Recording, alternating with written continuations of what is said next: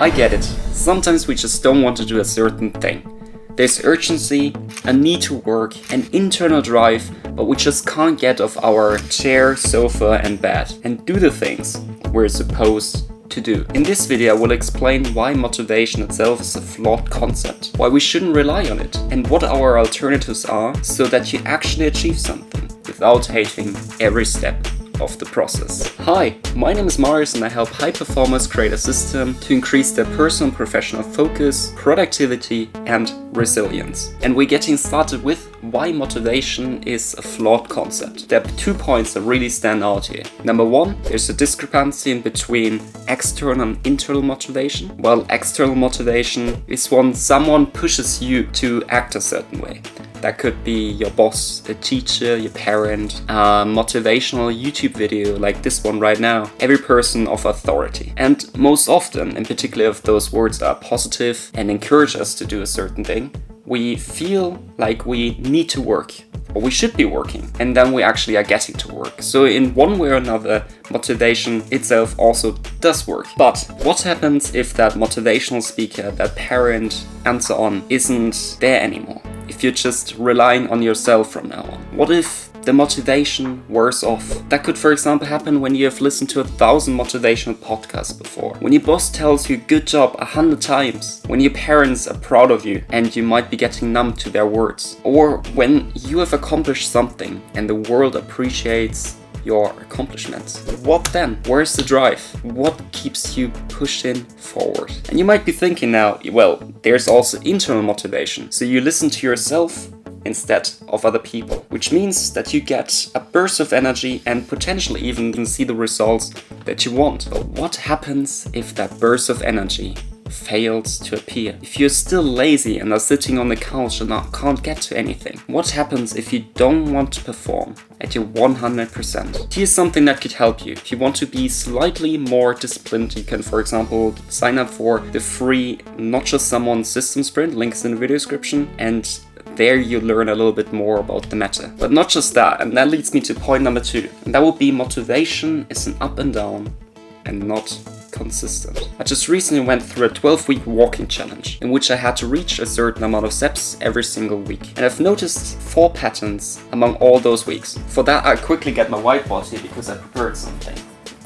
There are 4 things that you can go through. The first one would be that you feel very motivated right at the start. When you start something new, you get a burst of energy and you want to do so. But then somehow life gets in the way and your motivation starts fading off until the end of the week starts coming closer and you want to make up for what you have missed. I call it the midweek slump. The action graph kind of looks similar. So you take action at the beginning, then it wears off until you barely do anything, maybe the bare minimum, and then it starts to climb again and you do more and more every single day again, because there's urgency, the need to do something. The second graph would be down here, which occurred when I did feel like it was too difficult. I as well was highly motivated right at the beginning of the challenge. I was like, oh well, this is great. But then slowly but steadily I noticed, oh wait a second, this is getting difficult.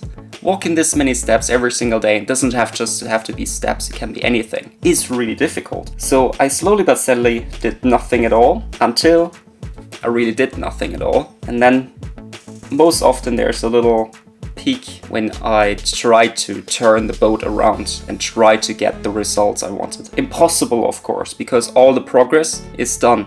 Again, the action graphs looks fairly similar and I keep on working until I think it's too difficult and then I try to make up for it. The third graph is that I didn't feel like it. I wasn't highly motivated right at the beginning, so I didn't take any action. I didn't take any action at all throughout the week because I thought this might be a rest week. I deserve a little break. So I just kept doing the bare minimum and that's it. My motivation levels were just exceptionally low throughout this week and I didn't get anywhere. And of course, there's the consistent path. Relatively consistent path in comparison to all the other ones. The one where your motivation levels just go up and down. Sometimes you feel really motivated and other days you don't, and then you feel really motivated and then you don't. It's very difficult to find a pattern in that. But throughout those weeks, I still worked and did everything I did to my best ability.